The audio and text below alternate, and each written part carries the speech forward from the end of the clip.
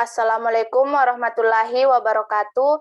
Perkenalkan, nama saya Sri Wahyuni dengan nomor Stanbook 105-721-123-619 dari kelas manajemen 19G.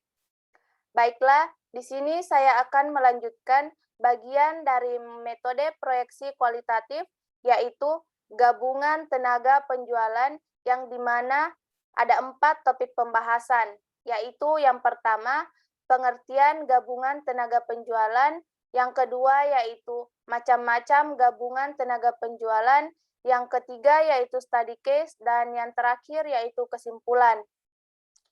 Baiklah, kita melangkah ke topik pembahasan pertama, yaitu pengertian gabungan tenaga penjualan, di mana metode peramalan kualitatif, di mana perkiraan penjualan di masa yang akan datang diramalkan berdasarkan gabungan perkiraan tenaga yang secara langsung melakukan penjualan produk yang dihasilkan atau dipasarkan perusahaan.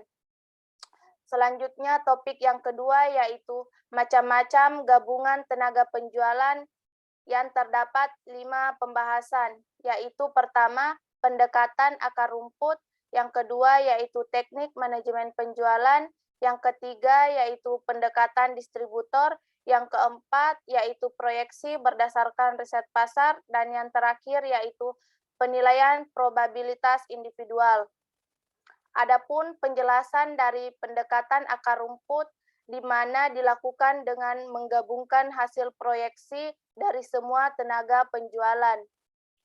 Selanjutnya yaitu teknik manajemen penjualan di mana penjualan ini dilakukan dengan mempertimbangkan beberapa aspek yang dapat mempengaruhi penjualan pada masa yang akan datang, baik dari aspek makro maupun aspek mikronya.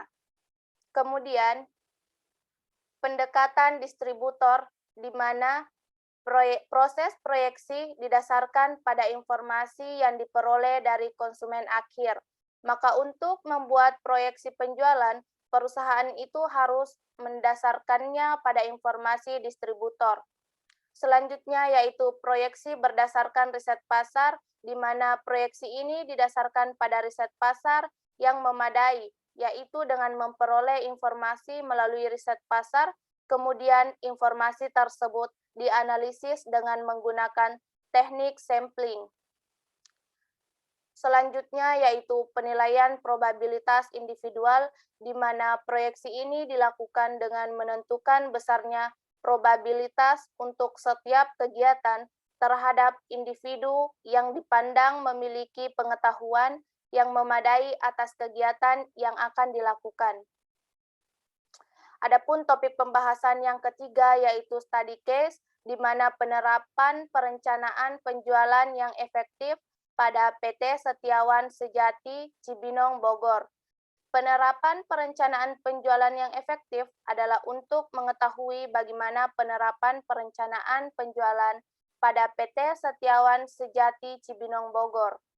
Peninjauan yang dilakukan adalah dengan mengumpulkan data-data dari perusahaan itu sendiri, serta melakukan wawancara dengan para pakar internal perusahaan yang terdiri dari supervisor marketing dan para rekan tenaga penjual.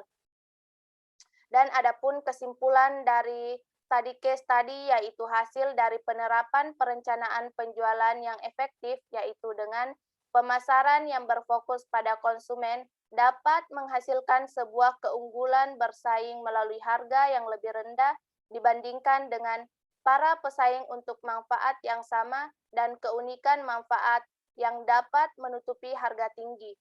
Analisis keunggulan bersaing menunjukkan perbedaan dan keunikannya di antara para pesaing.